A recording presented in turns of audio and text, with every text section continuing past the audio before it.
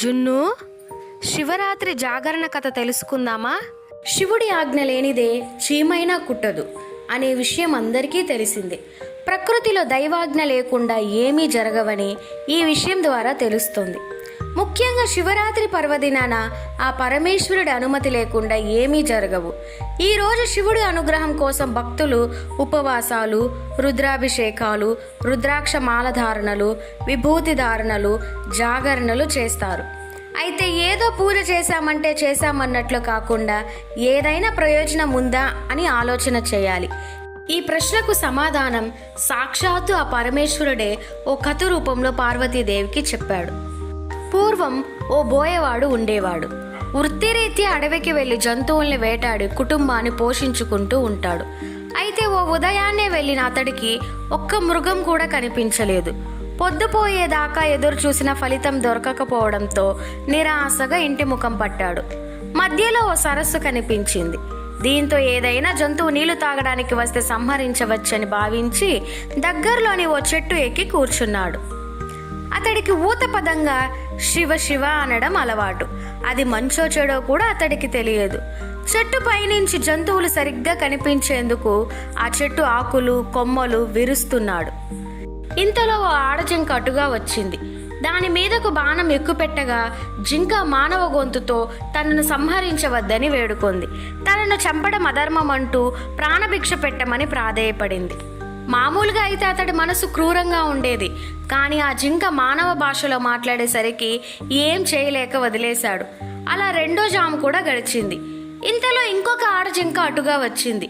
దాన్ని కూడా సంహరించాలని అతడు భావించగా తను బక్కపల్చగా ఉన్నానని, తన మాంసంతో మీ కుటుంబం ఆకలి తీరదంటూ విడిచిపెట్టమని కోరింది.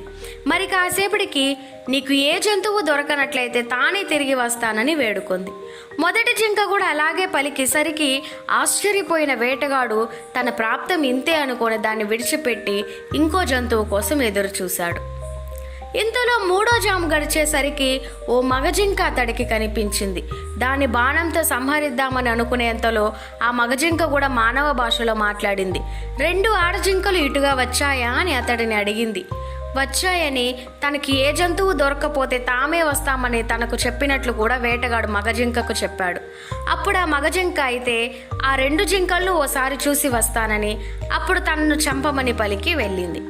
ఇంతలో నాలుగో జాము కూడా గడిచి సూర్యోదయం అయింది. తనకు మాటిచ్చిన మూడు జింకల కోసం ఎదురు చూస్తూ చెట్టు మీదనే కూర్చున్నాడు వేటగాడు. ఇంతలో మరొక జింక దాని పిల్ల అటుగా రావడం గమనించాడు. విల్లెక్కు పెట్టబోయిన బోయవాడుతో ఆ జింక కూడా తన పిల్లను ఇంటి వద్ద విడిచి వస్తానని, అప్పటి వరకు ఆగమని పలికి చెప్పి వెళ్ళింది.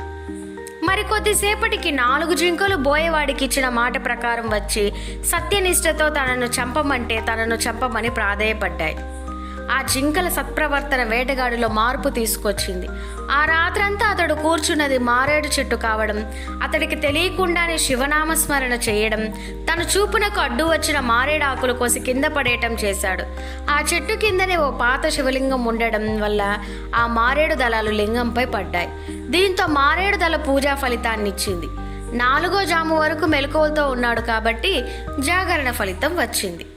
క్రూరాత్ముడైనప్పటికీ ఈ పుణ్యకార్యాల వల్ల అతడి మనసు నిర్మలమైంది. పైగా జింకల సత్యనిష్ట అతడిని పూర్తిగా మార్చివేసింది. శివరాత్రి పర్వదినం అని తెలియకపోయినా అనుకోకుండా చేసిన పూజా ఫలం వల్ల అతడు హింసను విడనాడాడు. జింకలు తమ సత్యనిష్టతో పరమేశ్వర అనుగ్రహం పొంది మృగశిర నక్షత్రంగా మారాయి.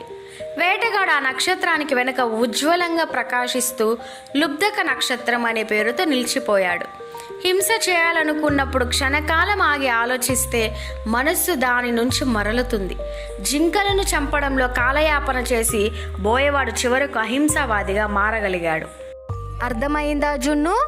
ఓం నమః శివాయ.